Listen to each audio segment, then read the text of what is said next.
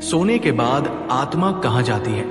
जय श्री राम, राधे राधे। मित्रों, प्राचीन काल की बात है।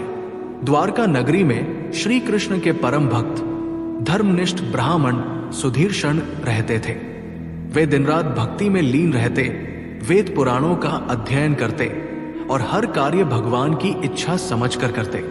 परंतु उनके मन में एक प्रश्न बार बार उठता कि जब हम सो जाते हैं तब हमारी आत्मा कहाँ जाती है? क्या आत्मा शरीर में ही रहती है या कहीं बाहर चली जाती है? एक दिन सुधीर्षण को ये जिज्ञासा सताने लगी। उन्होंने अनेक विद्वानों से पूछा, किंतु संतोषजनक उत्तर नहीं मिला। अंत में उन्होंने संकल्प लिया कि वे स्वयं भगवान श्री कृष्ण से इस रहस्य को जानेंगे। एक दिन वे द्वारका के राजमहल पहुंचे और श्री कृष्ण के चरणों में बैठकर बोले, हे माधव, मैं एक गूढ़ प्रश्न के उत्तर की खोज में भटक रहा हूं, कृपया मेरी जिज्ञासा शांत करें। भगवान मुस्कुराए और बोले, सुधीर्षण, प्रश्न पूछो। यदि वो लोक कल्याणकारी है तो मैं अवश्य उत्तर दूंगा। सुधीर्षण ने श्रद्धा पूर्वक पूछा, हे प्रभु, गरुड़ पुराण में आत्मा, मृत्यु और परलोक की चर्चा तो मैंने सुनी है, परंतु एक रहस्य मेरी समझ से परे है। जब हम सो जाते हैं तो क्या हमारी आत्मा शरीर में ही रहती है या वो कहीं अन्यत्र चली जाती है? नींद में हम कभी सपने देखते हैं, कभी कुछ नहीं जानते। ये सब क्या है? भगवान श्री कृष्ण गंभीर होकर बोले, सुधीर्षण, ये प्रश्न अत्यंत गूढ़ है, परंतु चूंकि तुम्हें जानने की सच्ची तड़प है, इसलिए मैं तुम्हें समझाता हूं। यह रहस्य मैंने स्वयं गरुड़ जी को बताया था, जो गरुड़ पुराण का भाग है। सुनो, भगवान श्री कृष्ण ने कहा, जब मनुष्य सो जाता है तब उसका जागृत चित्त शांत हो जाता है, परंतु आत्मा सदा जागृत रहती है, क्योंकि आत्मा अच्युत, अविनाशी और सतत चैतन्य स्वरूप है।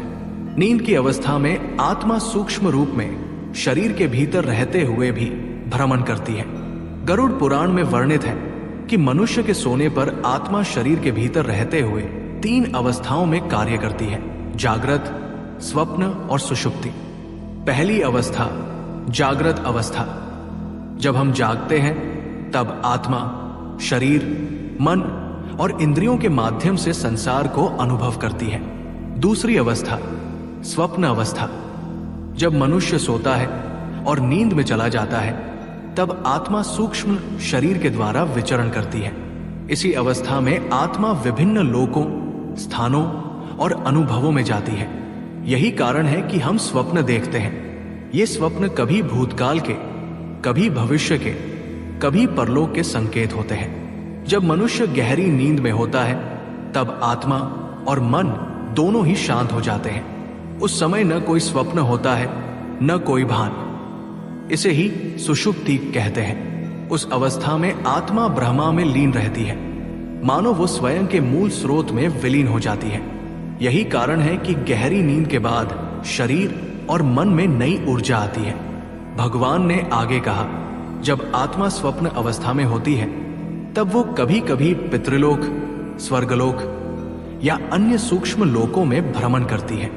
कई बार आत्मा अपने पूर्वजों, दिव्य आत्माओं या भगवान के दर्शन करती है। ये सब उसकी कर्मों की स्थिति और मानसिक अवस्था पर निर्भर करता है। गरुड़ पुराण में स्पष्ट कहा गया है कि जो व्यक्ति सत्कर्म, भक्ति और ध्यान में रत रहता है, उसकी आत्मा स्वप्न अवस्था में दिव्य लोकों का दर्शन करती है। वही जो पापी, हिंसक या मोहमाया में डूबा रहता है, उसकी आत्मा भयानक स्वप्नों में भटकती है, जो आने वाले कष्टों का संकेत होते हैं। सुधीर्षण आश्चर्य से बोले, प्रभु, क्या नींद भी मृत्यु का एक अंश है? भगवान बोले, सही कहा तुमने। गरुड़ पुराण में कहा गया है कि नींद अल्प मृत्यु है। जब हम सोते हैं तो हमारी चेतना शरीर से कुछ क्षणों के लिए विलग हो जाती है। यदि उस समय आयु समाप्त हो जाए तो आत्मा स्थायी रूप से शरीर छोड़ देती है। अतः हर रात का सोना एक प्रकार से मृत्यु के निकट जाने जैसा है। इसलिए सोने से पूर्व भगवान का स्मरण अत्यंत आवश्यक है। भगवान श्री कृष्ण ने बताया, गरुड़ पुराण में स्वप्नों के संकेत भी विस्तार से वर्णित है। यदि किसी को स्वप्न में दिव्य पुष्प, मंदिर, दीपक, देवता या पूर्वज दिखें तो समझना चाहिए कि उसकी आत्मा शुभ मार्ग पर है। वही यदि किसी को अंधकार, गिरना, भयावह दृश्य या मृत्यु दिखे तो ये चेतावनी है कि उसे अपने कर्म सुधारने चाहिए। सुधीर्षण अत्यंत संतुष्ट हुए।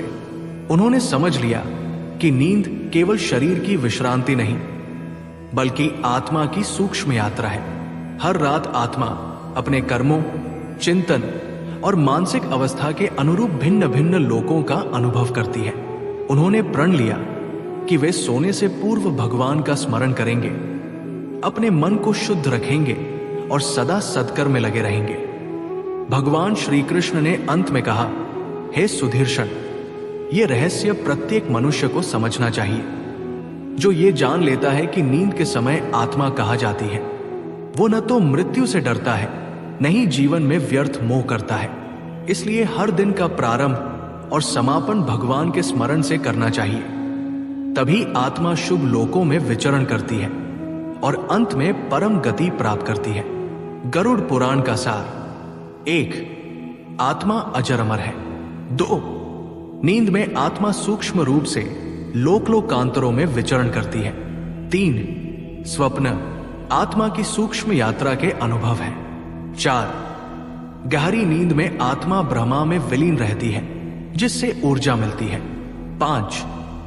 नींद अल्प मृत्यु है, इसलिए सोने से पहले भगवान का स्मरण आवश्यक है। कथा का समापन। सुधीर्षण ने भगवान श्री कृष्ण के चरणों में प्रणाम किया और भगवान के उपदेश को जीवन में उतारने का संकल्प लिया। तभी आकाशवाणी हुई, जो मनुष्य इस गूढ़ रहस्य को समझेगा और नींद को भी साधना का माध्यम बनाएगा, वो जीवन मरण के बंधन से मुक्त होगा। सुधीर्षण आनंदित होकर अपने घर लौटे। उस दिन से उन्होंने हर रात सोने से पूर्व ध्यान, प्रार्थना और भगवान का नाम स्मरण करना प्रारंभ कर दिया। धीरे धीरे उनके स्वप्न दिव्य हो गए, मन शांत हो गया और आत्मा ब्रह्म ज्ञान की ओर अग्रसर हुई। इस प्रकार गरुड़ पुराण के अनुसार नींद भी आत्मा की यात्रा का एक अहम पड़ाव है, जिसे समझना आत्म कल्याण की दिशा में पहला कदम है। आज के लिए बस इतना ही। धन्यवाद।